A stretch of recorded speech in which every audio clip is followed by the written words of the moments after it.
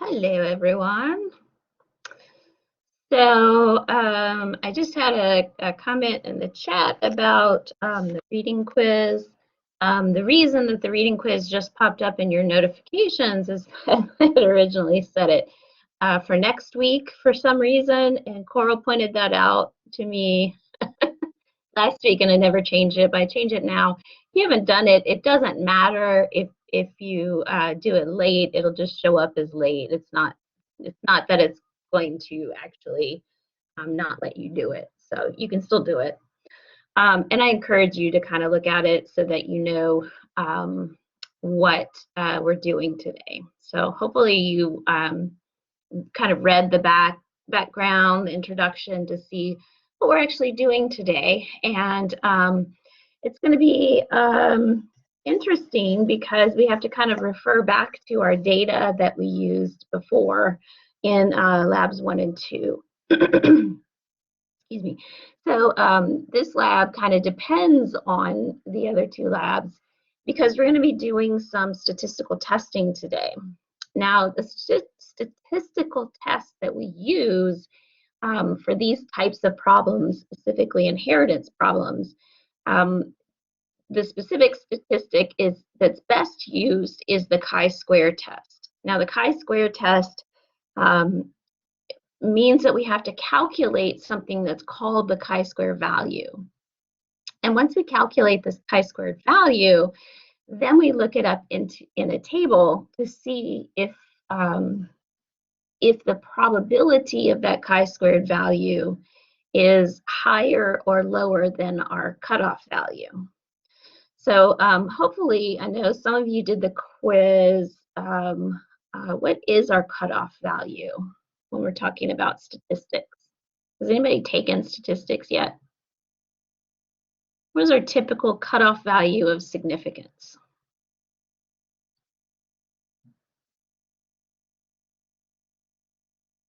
So there's a high range, but there's actually a numerical value that we use in science. Just a second, I'm going to lift up my computer a little bit. 0.1 is a little bit high.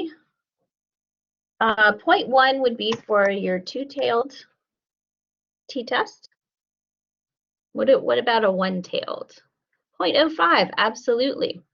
So our statistical cutoff is 0.05, and that means that there's a probability that chance happens, right? So we're actually calculating the probability of chance because the chi-squared value is based on the deviation. Remember, we calculated the deviation before, and the deviation is sort of a measurement of how far away from what we expected was our observed, right? So we had this expected number that we got that was calculated based on the probability, and then we actually did the experiment, which we observed, and then we calculated, or we subtracted to find out how different we were. Well, our chi-squared statistic is based on that deviation in comparison to what was expected. Calculated value that is going to sort of, so you square it to kind of take away, you know, how sometimes it was negative and sometimes it was positive. So you square it to take away the sign, so to give it kind of an absolute value kind of idea. And then you divide it by what you expected to get this sort of calculation of chance. And for each, you're going to have this for each one of your individual lines of data so that you kind of get an overall estimate of chance. And so when you look up this chi-squared statistic in the table, you're actually looking for the probability that chance happens. That this difference, this measurement of difference, or variation is what we would call it in statistics, that this measurement of variation was due to chance. Now, when you're looking at the actual degree of probability, we're talking about, you can think about it in percentages as well. So 0.05 is the same as 5%. And so 5% is kind of our cutoff, that if it's lower than 5% chance that it's 5% probability that it's due to chance, then that means it's probably not due to chance. because that's a very low probability that it's actually real, right? So variation is kind of a measurement of the realness of your answer. So when you do this test, you're basically testing to see if your observed results are the same as your expected results. That little measurement of variation then is kind of how you determine the probability. So there are two things we're doing here. We're using the chi-squared calculation to figure out the probability that our answers are what we expect. Okay? Now, I expect that most of yours are going to be in the range of expected. So as long as they're bigger than 0.05, so say you get a probability of 0.75, that means that 75% of the time, this exact variation calculation, this exact amount of difference from observed to expected, 75% of the time, this is okay. And so that's kind of how we're using probability. Now, if you get to the point where it's less than 5%, then you're saying it's 1% okay. And that's really, we're not really comfortable with that. Now, depending on the area of research you're going into, whether you use 0.05 really depends on the experiment. For example, 0.05 is no longer acceptable in certain types of genetic studies. And so we actually use 0.01 as our cutoff, so 1%. And then we even go to 0.001 when we're talking about linkage experiments. And so the amount of significance depends on what you're actually doing. For our cases in here, 0.05 is the typical cutoff. So in statistics, you're probably using 0.05 as your cutoff. So that's what we'll do here. All right. So to start on our chi-squared testing, and I'm going to share our application. All right. So this is your assignment.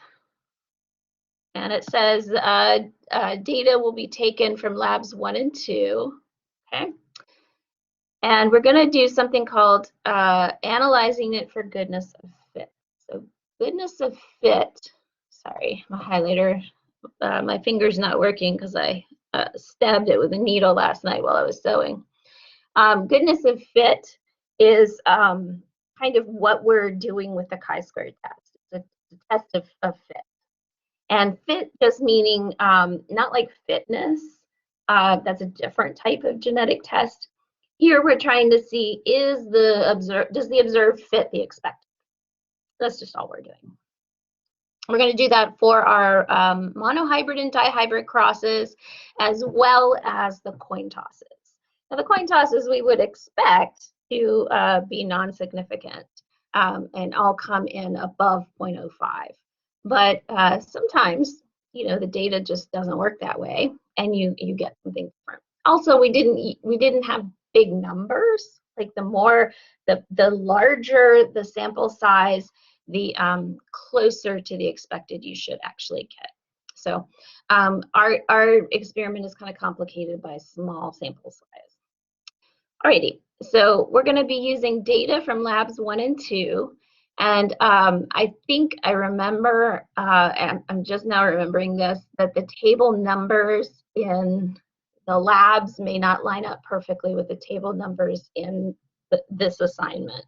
I'm just now remembering that I forgot to go back through that. Some of them, so for lab 2, since I did the data, I put those in. So you really just need to refer back to lab 1 when you did your coin tosses, because I didn't do that for you. You did that as a class. And the good thing is that the whole class did the same thing. So only one person has to look for the data to actually go back and get that. And you just really need the numbers, the coin numbers, because it's easy to go back and redo the deviation. All right, so this table probably looks very similar to the table that you saw in your original lab. You have your probability, you have your observed number, you have your expected number, and you have your deviation. So really, you just have to copy this stuff over. You already know your probability. It was, 0.5 and 0.5 or 50-50 or 1/2, 1/2. Your observed number was whatever your coin flips turned out. Your expected number should have been the probability times the total, should have given you 20 and 20. And then your deviation is going to be the difference between the two. So once we get that difference, or deviation is just a fancy name for difference. So D could be difference, D could be deviation.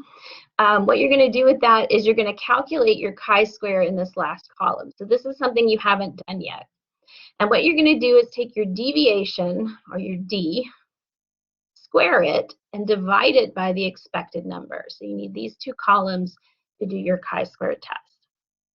Now, once you do your chi-square test, you do it for each row, and then you total it up at the bottom. And it's the total that you're going to be using to look up in the table.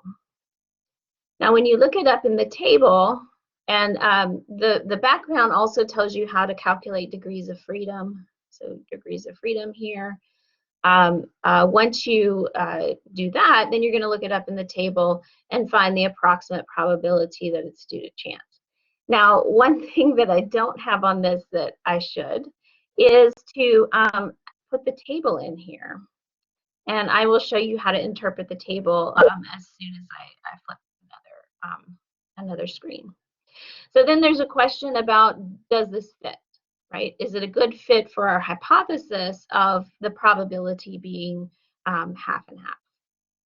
That was our hypothesis for the coin flip. And then we have the coin flips for 2 coins, same thing. And this is where it differs from, I think, the printed lab. We're not going to do the 3 coins. We're just going to do 1 coin and 2 coins. And then we're going to go into lab 2, where we have the data from the monohybrid cross. We have our observed number. The expected number was calculated based on all of this stuff. And so if you didn't get that right, I think everybody did. I was grading them just a little while ago. You'll take your expected number. Here's your deviation. So those are the 2 numbers that you need to calculate your chi-square. You get your total chi-squared value. You're going to calculate your degrees of freedom, and those 2 numbers are what you use to look it up in the chart. Okay. And then we have the questions. Is it a good fit? Is the probability due to chance, etc.? And that has to do with that 0.05 cutoff, right? And then we go into our dihybrid cross. And this is where I just realized that question 13 goes with this table. But for some reason, it is above. So 13 should be the last question. It should be down here at the bottom instead of where it actually appears. I forgot to change that. All right. So we have 2 values that we're getting from here. We're getting the total chi-squared, and we're getting the degrees of freedom. And so what we're going to do with that is we're going to actually go to the original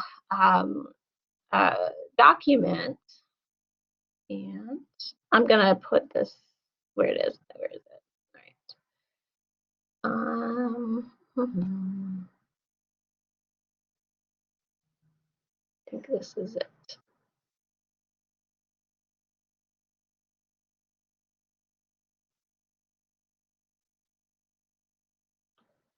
It should be in here. I don't need to save it, but I will save it.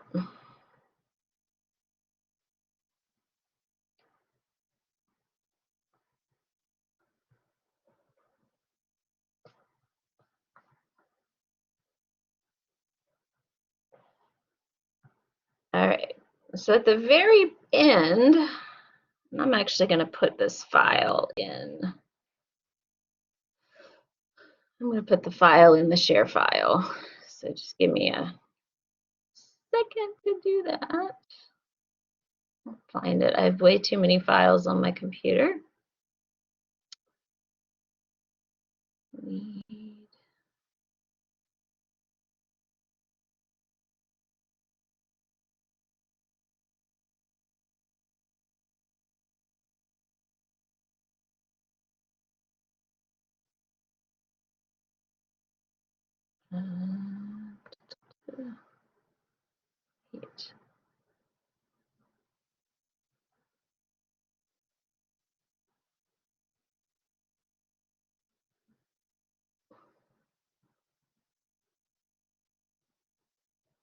Sorry, for some reason I opened the wrong file.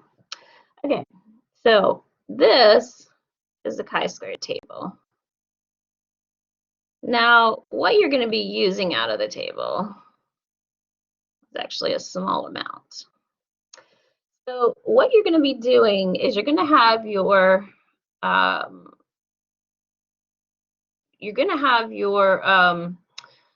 chi-square value, and then you're going to have your degrees of freedom. And so the degrees of freedom are over here on this side, and your chi-square values are all inside the table.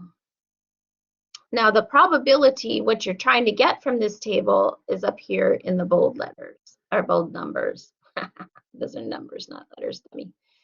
All right, so we go to degrees of freedom, and if to calculate the degrees of freedom, it's the number of categories minus 1. And so if you have 2 categories, you're going to subtract 1 from that, so you have 1 degree of freedom. So you're going to use this first line, only the first line across. Let me see if I can make a line across. You're only going to use this first line here. And what you're going to do is you're going to search for your chi-squared value in these numbers. And so if your chi-square, for example, is 0.57, let's say it's 0.57. Let me draw that. 0.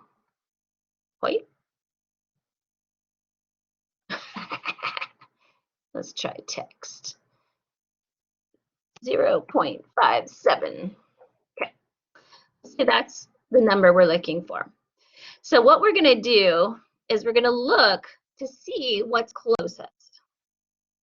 Now in our chart, if you go across, you see it starts small, and that means that it has a very low deviation. So the smaller the chi-square number, the higher the probabilities. They're inversely correlated. So the closer we are to 0, the higher the probability.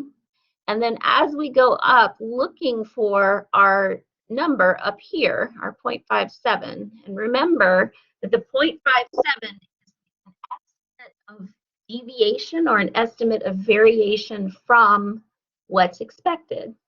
That's what we calculated, the deviation value. And so if we look up here, we see that this is 0.455 and this is 1.32. So our 0.57 is going to fit somewhere in between this interval. Now, I'm not that specific in this lab. I could have asked you to interpolate the probability, but I did not, because it's not that important. The only important thing is this 0.05 cutoff. And so if we do, let's do a line of a different color. If we make a line here on our chart, then we can basically say that anything on this side, if our chi-square is on this side of 0.05, then it's significantly different because the probability is too low to be acceptable, right? But if it's on this side, then the probability is high enough that we can accept the deviation. So for example, if it's at 10%, we're comfortable enough with 10% to say that 10% of the time, you're going to get this result, and it is correct. It is the right thing. It is the right fit 10% of the time. And we're okay with 10%. 5%? No, we're not comfortable with that. And so that's something that scientists have agreed on over, decades, centuries, that this is the cutoff. So all you want to do is put a line between the 0.05 and the 0.10. Anything to the right is significant. and it's significantly different from what we expect. Anything on the left is acceptable. It's fine. It's a good fit. It fits the data. Now, if you're trying to be kind of persnickety about it, you can say, well, I'm less comfortable with 10% than I would be with 99%. But in statistics, it doesn't matter. And so when you're reading these statistical papers that have a statistical cutoff of 0.05, that means that 5% of the time, you would get this result and it wouldn't actually be really different. It really would be the right fit. So this is what scientists have decided they're comfortable with. But just keep that in mind when you read studies, when you read papers that talk about significance, because significance may not really be that significant, right? It depends on the experiment. And that's why when you're doing your own experiments, you should kind of shoot for a different cutoff. You should shoot for 0.01, you should shoot for 0.005 or 0.001, and those you would really know are really significant. Because 0.1%, yeah, that's pretty low probability that it actually is right. All right, so that's just a little hint on reading statistical papers. Because of that 0.05 cutoff, you can prove just about anything, right, with statistics. All right, let's get back to the chart. I'm sorry, that was a really big side, I think. Okay, so our value is 0.57. Goes in between here. And so you would report that your probability is somewhere between 50 and 25%. And that means that between 50 and 25% of the time, or you can say it the other way, between 25 to 50% of the time, this is acceptable. This is a good fit and it works and we're okay with it. Okay? And that's how you use the chart. Now, if you have more categories, more rows, then your degrees of freedom are going to increase. And the degrees of freedom, and it's a weird phrase to describe what it is, it's really kind of taking into account the number of calculations that you've done. Because if you have two groups, you have to do two calculations to go into your total chi-square. That means that you've rounded those numbers twice. And so you have to kind of take that into account in your chart, because you notice this is only like 3 significant digits. And so your numbers will be in 3 significant digits, right? Actually, we get over here to 4. But the reason that we have degrees of freedom is because calculating things in significant digits drops off some of that, some of the value. Okay. So if you have more than 2, so if you say you have 3 categories, then you would look on the 2 row. And so you would go and you would isolate your row. And so you would say, all right, if I have 2 degrees of freedom, I want to use the second row. And so you'd go across and try to find your number in here. So say we had 0.57 with 2 degrees of freedom because we had 3 categories, then we would find it around here. And it's almost the same. It would probably be slightly less than 75%. And so you can kind of see that the bigger the value, it's more acceptable as you go down the rows of freedom. Okay. Now, one question I get a lot is what happens if it's bigger than any of these numbers or smaller than any of these numbers? So in that case, you would just say it's either. If it's over here, it would just be less than 0.01, and if it's over here, it would be greater than 0.99. And that's all. Nothing approaches 100%. Nothing approaches, nothing is 100% certain. Nothing is 0% certain. There's always the chance that it could be correct. But you can say it approaches 0 or it approaches 100%. Okay? Does anybody have questions? Yeah. And while I've been talking, you probably already finished the lab, right? I've been talking a lot. All right, so now I am going to turn it over and let any of you drive the car. Anyone want to drive this morning?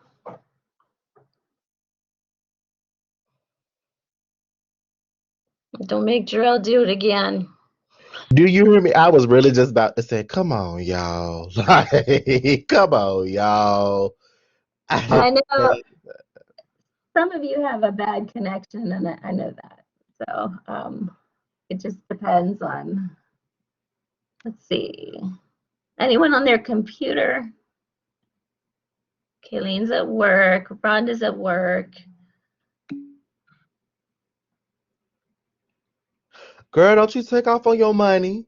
Don't do that. Yeah. You got You bills need to pay. These bills don't stop. Don't take off for that. You good. absolutely. Okay, these bills do not stop, honey. Okay, I would prefer not to, but I want everyone to have an outstanding day, and I'm a team player. Good for you. With this in mind, I'm going to share my screen. Thank you. You're welcome. All right, I'm gonna share. It's better to share the entire screen, correct? Isn't it? I think so. Yeah. I find that sharing the tab works better Okay. just because you can flip the tabs at the top. It's a lot easier to flip the tabs and see the chat. Okay. And then you don't get that kind of infinite repeating loop thing. Right. I Okay. don't know why it does that. I have no idea. Okay. So let's see. It's sad because I've done it before, so you think that it would just be perfect at this point. Oh, I love you too. Don't be having me smile so hard this morning. All right. Can y'all see that? Come Yes. on. Okay. All right. So, does anyone have the lab data? Because before this, I was trying to access it that way I could read it off to someone, but I don't have it. Well, how do we access it? That's a better question. I haven't. Okay. Um, you want to read it off that way I could just input it into the table and then we could just work from there from the chat squared and stuff. Yeah, I can. My Wi-Fi is kind of crazy this morning, so if I go out, I apologize. You're fine. Hopefully mine won't be the So same. Okay. for the probability, it's zero Mm-hmm. point 0.5 and 0.5. Okay. 5, 0.5. Okay. And then for the observed number for heads, it was 21. And for tails, it was 19. Okay. And expected was 20 and 20. Mm-hmm. And then the deviation was 1 and -1. All right. So then for the chat square, we're just doing deviation squared divided by the expected number. That's just 1 divided by 20. So 0.05. So 0.05. That's just 1. So it's 0.5 again. My bad, y'all. All right. And then for the total, you would do your deviation divided by. So that would just be 0, right? Yeah. Okay. Is that looking okay to everybody? Yeah. It's feeling good to me. Wait, I thought the total in the last column, I think we're adding the chi-squares together. Oh, okay. The chi-squares. My bad. Okay, plus 0.05. All right, so yeah, 0.1. All right. Now, is it looking okay to everybody?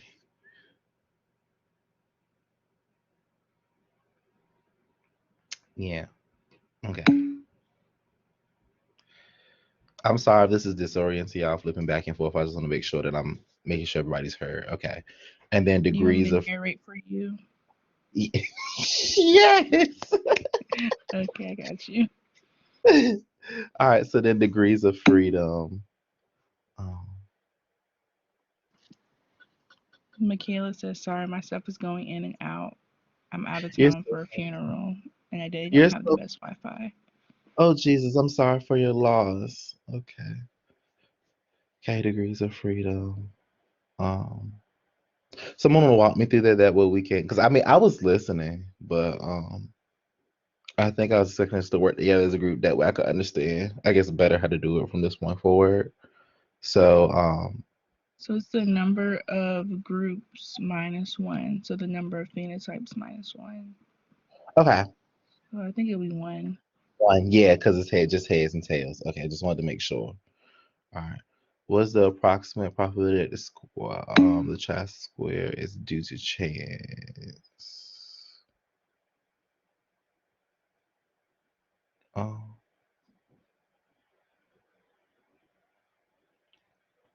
do we have an idea of where this one comes from? Are we using a table yet, or is this just like, flat out if it's heads or tails, then like, you look a 50-50 chance? What is it?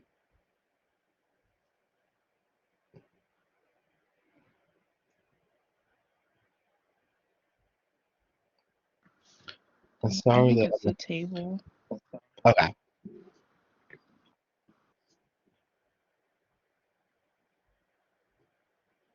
All right, let me go access that table, man, because I don't even think I have that open yet. Here we go. Okay.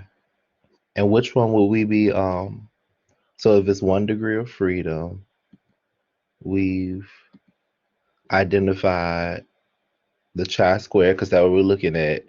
Are we looking at the total one, or are we looking at the heads or tails? I think we're going to use the total one, right? Yeah, that's what I was thinking for the chi-square, right? Yeah. Yeah, it says in the question. So yeah, 0.1. Uh,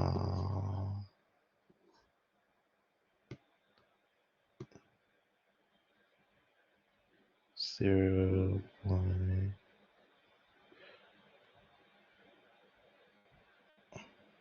So would it be around like a 0.75 if we're going off the table? Because it reads across like 0.99, 0, 0.95, 0.004, 0.9 is 0.016, 0.75 is 0.102, so 0.75. Yeah, I think like approximately Yeah, approximately. 0.75. Okay. Michaela Just want asks, is this one based off the heads and tails? you know, I'm believing so.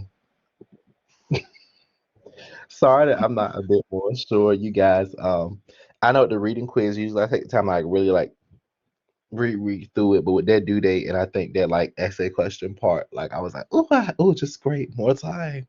So yeah, I'm a little bit delayed, but I'm trying. Okay, approximately the. You know what? It's sad.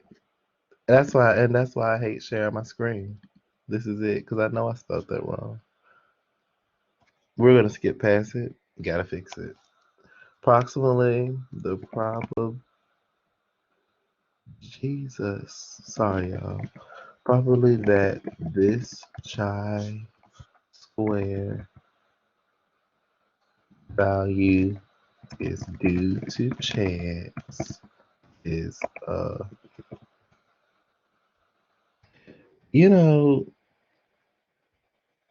I want y'all to know that every year at the spelling bee,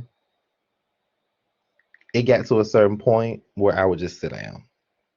So if y'all thinking you got the spelling bee champ in front of you, you don't. RAPPROXIMATELY.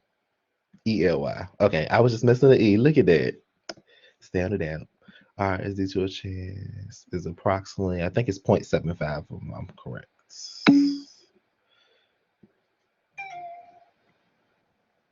Dr. Show said good spelling is a genetic trait. Oh, look at that. So to everybody that felt like, nope. 0.75 is approximately 0.75. Period. Okay. And I was told to let Dr. Shows know from Coral that she does not have access to a computer today and the phone wouldn't let her join.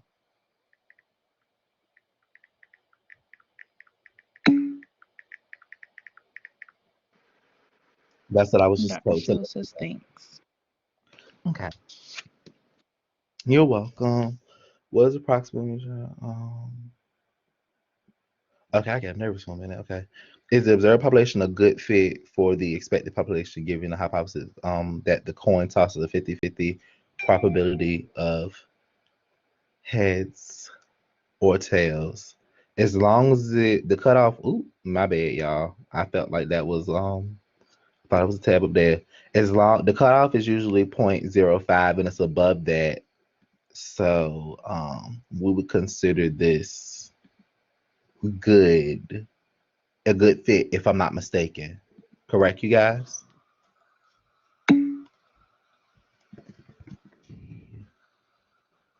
Observe. Rhonda says yes. And Huh? Ayana says yes. Okay. You Michaela observe? says yes. Yes. All right.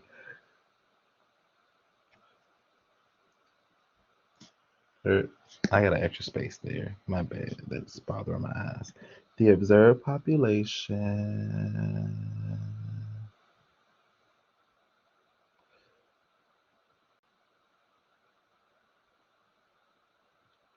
for this data has been determined to have a good fit for the expected population. All right. If it's not a complete sentence, y'all don't mind it. It's early in the morning. I'll go back and fix it. All right. In the table below, use the data from lab 1 for 2 coin tosses and calculate the chi-square values. All right.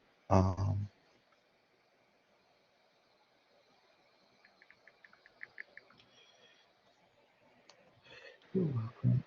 You want me to read those off for you? Yes, please, because I was about to start looking through my deleted to see if I see the pictures, but that'll help a lot. Okay. I'm trying to read through my answers. So for heads and heads, we had 0.25. Okay.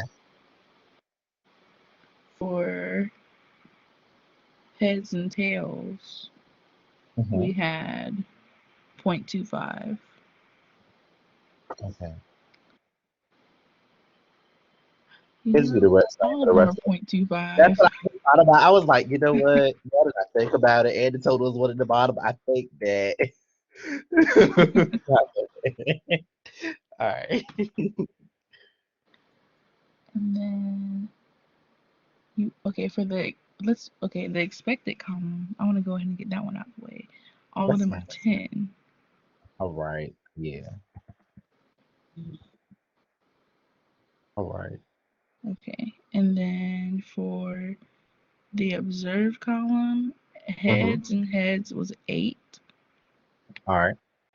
Heads tails was 13. tails heads was 9. Okay. And tails was 10.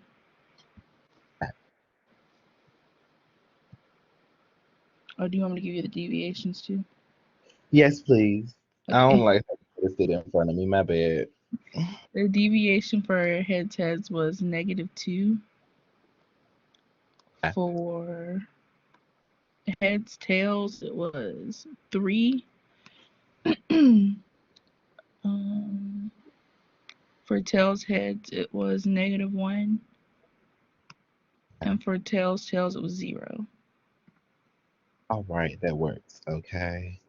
And then it's basically just doing that over the deviation squared over the expected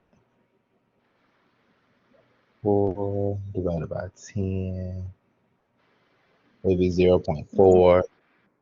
Oop, I put a semicolon. Jesus, what more I got to say? All right.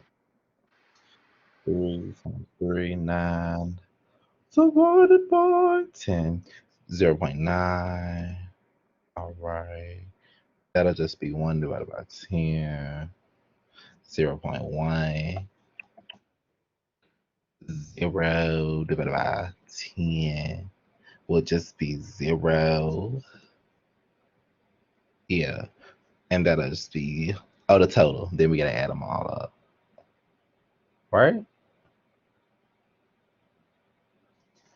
Right? Yeah, we just add them. Yeah, okay. My bad, y'all. It is very, very early for me. I stayed up way too late last night. All right, and then degrees of freedom 1, 2, 3, 4 minus 1, so it'll be 3. What is the approximate probability that this child squares due to chance? I'm going to go look now. So I'm going to be looking in the 3 column. And I'm looking for 1.4. 3. 1.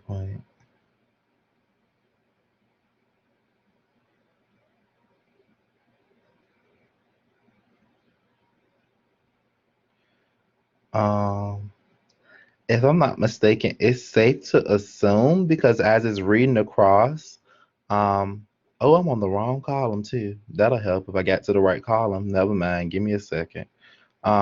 It's safe to assume that I feel like it'll be approximately around 0.75 because the value reads 1.212. Hey, I was in the 212, but yeah, it would be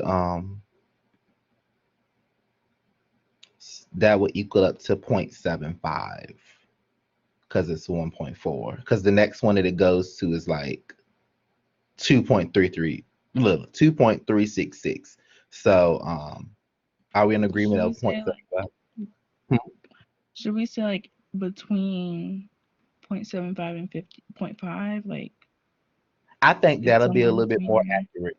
Yeah, I think that's a little bit more accurate.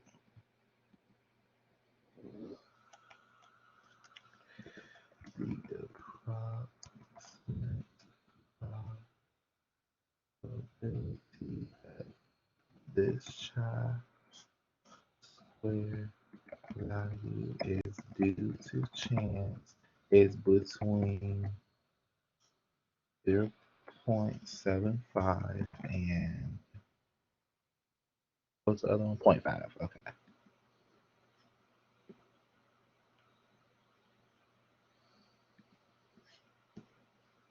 I need to add approximate to and 0 point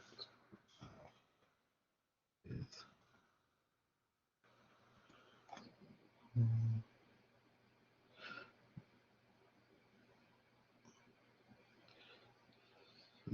my bad.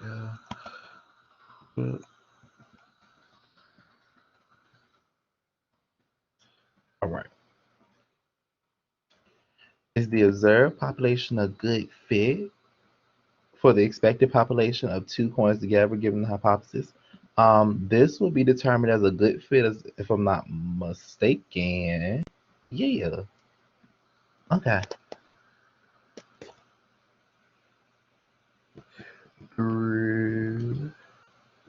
review. Wow, how do I want to say it?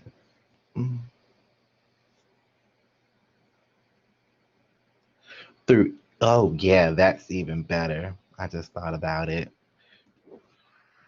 Analyzing. Gotta pull out my journal words. Through analyzing the data, it has been determined that the observed population is a good fit for the expected population of two coins together. All right. So now for this one, all I'm doing is Jesus Christ. Hold on. Yeah. All right. All I'm doing is doing the chi-squared.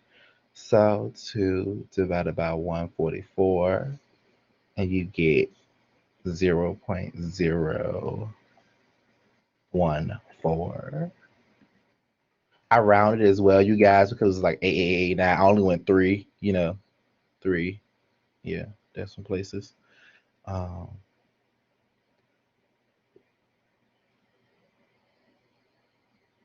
Wait, no.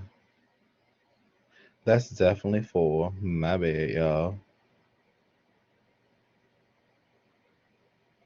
It's 30. It's 36, right? Yeah, 4 divided by 144. My bad. No, it isn't. It's point. My bad. Whole different number.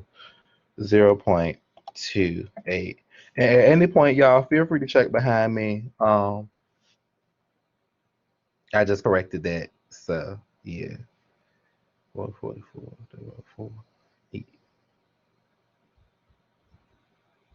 4 divided by 144. Yeah, I'm right.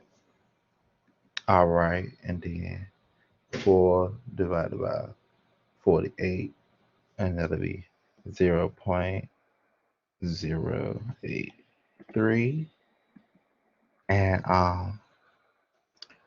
0. No, my bad. I do that every time. One of these times on one of these tables, I'm gonna have it right, and y'all won't have to see me fumble through and say, oh. All right, 3, 6, 3. I just want to check behind you guys because I know that no, that's not right either. No, I'm right. 0.083 plus 0.028. No, I wasn't right. Plus 0.028. It's 0.111. My apologies, you guys. Somebody feel free to check behind me if they would like, but that's what I'm getting. Yeah, 0.111. The degree of freedom for this experiment will be 1.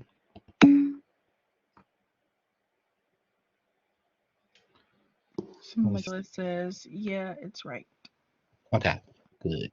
What is the approximate probability that this chi-square is due to chance? So I'm looking for 0.111 in the 1 column. All right.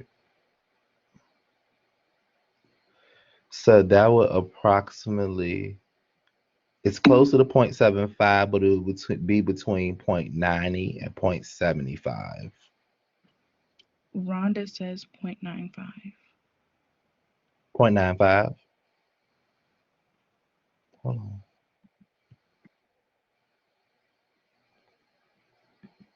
For the approximate probability? Is that what you're speaking of? Because if so, I thought that being that the degree of freedom was, let me make sure I'm not tripping. Being that the degree of freedom was 1, I thought that you would be looking for something closer to 0.11, and at 0.90, You have 0.16, but at 0.75 you have 0.102. She said between 0.95 and 0.9, but I'm thinking what you're thinking, Jarrell, when I'm looking at the Okay. table. Yeah. Not trying to discredit what you're saying, Rhonda, because I hear what you're saying. I'm just looking at more so because between that you have all these zeros, and necessarily it's closer to 0.75 than 0.90 if you're going off the 0.111. She said, I see what you're saying. I was on the second line. Oh, okay. Yeah, you're fine. I did it the last time too. I had to correct myself, so it's fine. Um,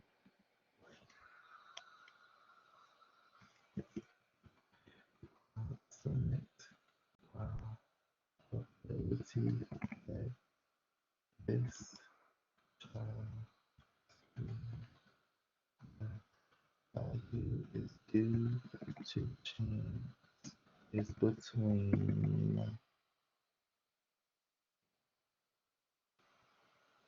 what 0.90 and 0.75.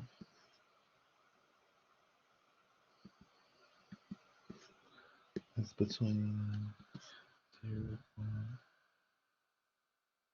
Is it 95 or 90? I think it's 90 and 0.75. I just want to verify so that way it's not a lot of having to fix it. Yep, I was right. All right. Just making sure I'm as correct as possible for you guys. All right. Is the observed population a good fit for the expected population of 2 coins together, given the hypothesis has a phenotype of 3 to 1 probability of dominant to recessive? And I would say yes, because it's way above that cutoff point.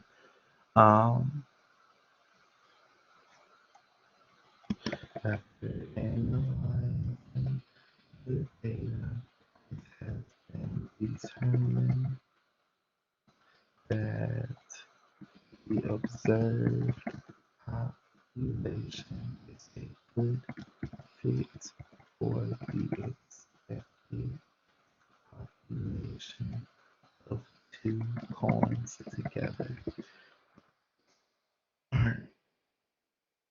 Is the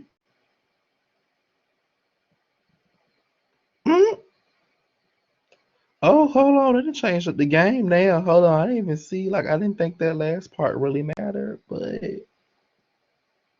apparently it does. Does anyone have any ideas? So maybe I might be wrong, or am I not wrong? And it's just to throw me up.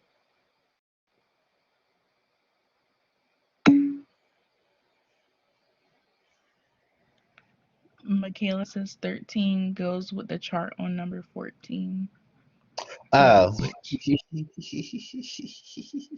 I'm sorry if you said that, Dr. Shu. So I'm just dramatic. Dr. Show All right. says question 13 is out of order and it should be at the end. Oh, you're so fun. It should be at the end. Yes. Oh, I see. Woo! We flew through this. Look at us. I'm scared of us. So it's about 157, and you get 0.006. Wanda says LOL. For real, like I'm shocked. We's doing the thing. It's about 52, and you get 1.23. Ooh, 23. One. I'm just doing that for just the sake of wait. Now that is already 1, 2. Well, it's a leading decimal, so I guess I can say the one. I mean, yeah. All right. Deviation squared is still just gonna be 0. Um, will just be 49 divided by 17, and you get 2.882. All right, and this just be 0, and then I'm just gonna add all these up. Add all these up for you guys. Is it giving ASMR this morning? Did you eat your Wheaties this morning? All right. Don't mind me, y'all. I'm just plus 2.882. All right. Kayleen says it's giving LOL. Michaela says I'm dying. Ooh, just trying to spice it up for you guys. 1, 2, 3, 4. I know it's a little bit early. But it's not early for some people, but 1, 2, 3, 4. So that's 3. Just trying to spice it up for y'all. Shake y'all up. All right. What is the approximate probability that's due to chance? So we have 4.119. And the degree of freedom is 3. Yeah, 3 and 4.119. 3.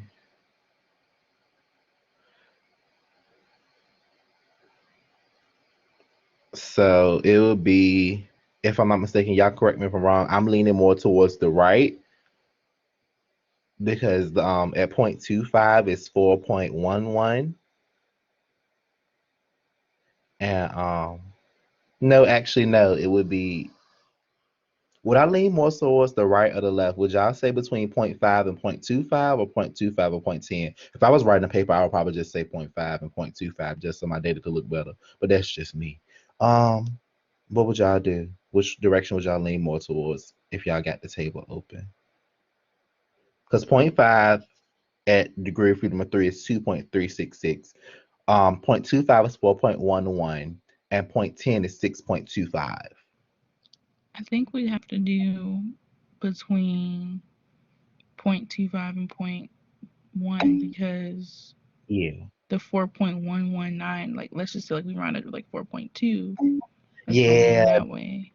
Yeah, that's what I was thinking. Okay. And Rhonda says between 0.5 and 0.25, and Michaela says between 0.5 and 0.25.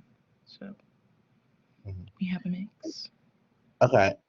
I know personally for me, after you explaining that, I think that was one of the directions I was leaning in my head, but I just wanted to kind of like a verification of just like, because if you do round up, it would end up being like what? Like, because with that 9 be 4.1, 2, and that's higher towards the right rather than the left, where we'd be going more so towards like less than that. That's what I was thinking. Cause I'm thinking like a number line in my head, and that's how I pictured it.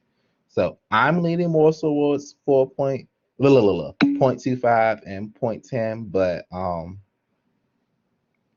everyone can feel free to put what they want. I usually like to be, inclusive of everyone. I Rhonda love says, it. okay, that sounds good. Go higher. Okay. Just wanted to make sure. Okay, 0.25. Okay. After, never mind. I didn't do that. The approximate. Let's see. Jesus Christ, and it's right in front of my face. Oh, it's just an A. Never mind. Probability that this chi square the value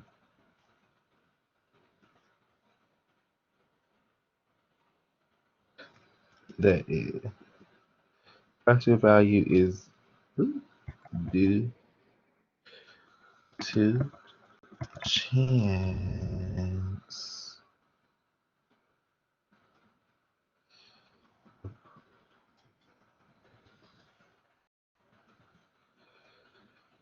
You know, I felt it enough times where you would think by now that it would just be,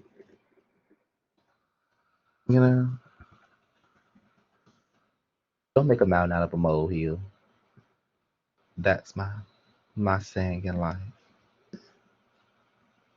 is we agree on between 0.25 and 0.10. Between 0.25 and 0.10. All right. And is the observed population a good fit? If I'm not mistaken, This is above that 0.5 mark, so it'd be considered a good fit, right? Yeah. After Anna.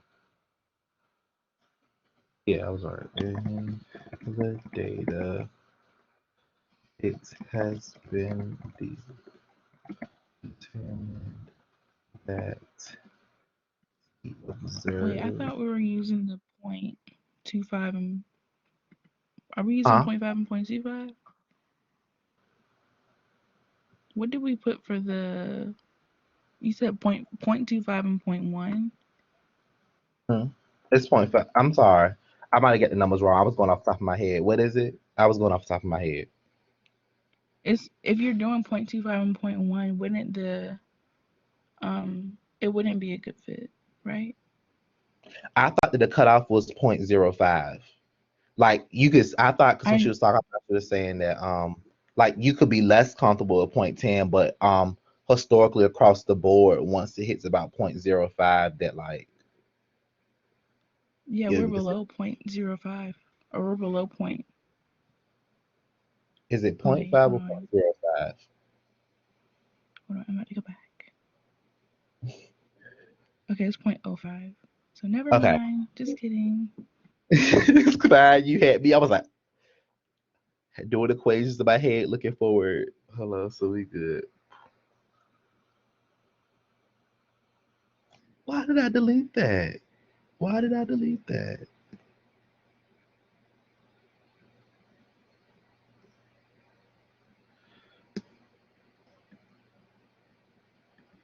What number did we agree on right here? 0.25 and 0.1, right? Yeah, 0.1. All right, and let me go up. After analysis, it has been determined that the observed population is a good fit for the expected population of two coins together. All right. So at this point, does anyone need me to go up, go back over anything?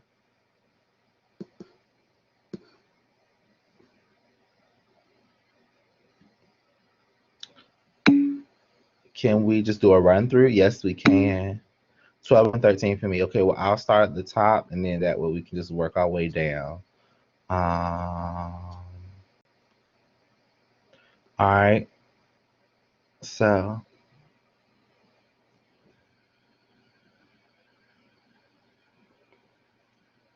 as of right now, this is what we're looking like. Feel free to, do whatever you need to do so that you can see everything. Let me get a chance to finish it. Hopefully, I'm not moving too fast for anyone.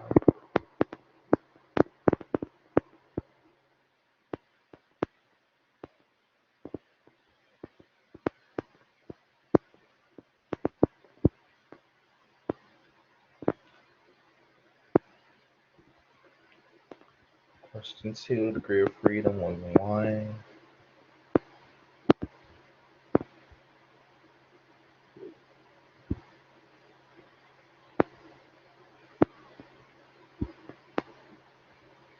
Three, approximately the probability of the chi-square value is due to chance is approximately 0.75. The observed population for this data for number 4 has been determined to have a good fit for the expected population. Then we move on to the next table.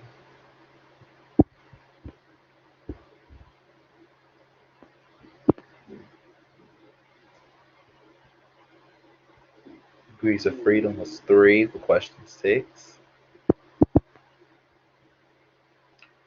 The approximate probability of this chi-square value is due to chance of question 7 is approximately between 0.75 and 0.5. Question 8, we've determined that it's a good fit.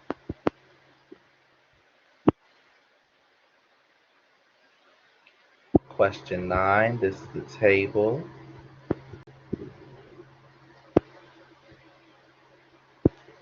I feel like a home to a person when I said that. If you come into this room, as you see, we have a nice, spacious, open floor plan. It gives you very much a lot of room for all of your entertainment needs. Don't you love how the kitchen runs into the dining room, the dining room runs into the living room? It makes it so it's a completely fluid social vehicle. You'll definitely be the hostess with the mostest with that. All right, the degrees of freedom is 1 for number 10. Number 11, probability of tri-square value being chance is 0.90, 0.75. After analyzing the data, determine that observe is a good fit for the population. 2 points together. Michaela said on 12. Oh, My bad. Michaela asked if we determined if it was dominant or recessive on number 12.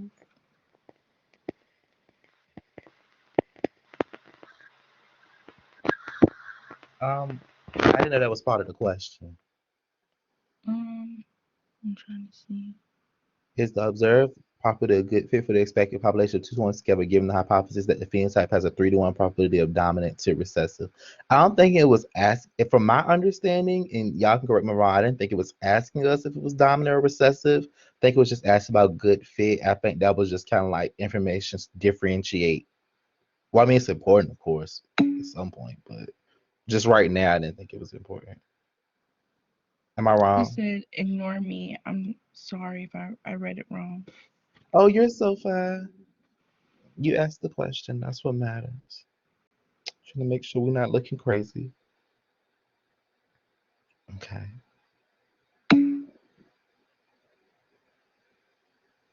Good She fit. said, I can spell. I promise my keyboard is messed up. LOL. Very silly. Well, no, I can't. So, all right. And then we've reached the bottom of the document. Did everyone get everything they needed? Rhonda says, you did a great job again. Thanks, Jarrell. Thank you. Thank you. Thank you. Thank you. Y'all flatter me. Y'all flatter me. Ayana said, yes. Thank you. You're welcome. I'm gonna save and submit you guys. Just want Kayleen to make says, yes, sir. sure. All right. So saving and submitting. Michaela also says, thank you. You're so welcome, everyone. It was a pleasure being your humble servant for the day.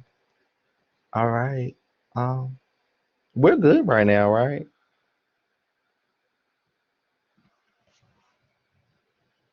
I think.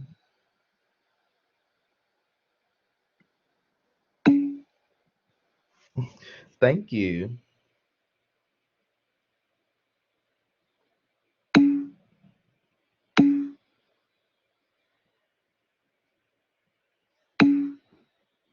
Yes. Have a great day, everyone. Yes. All right.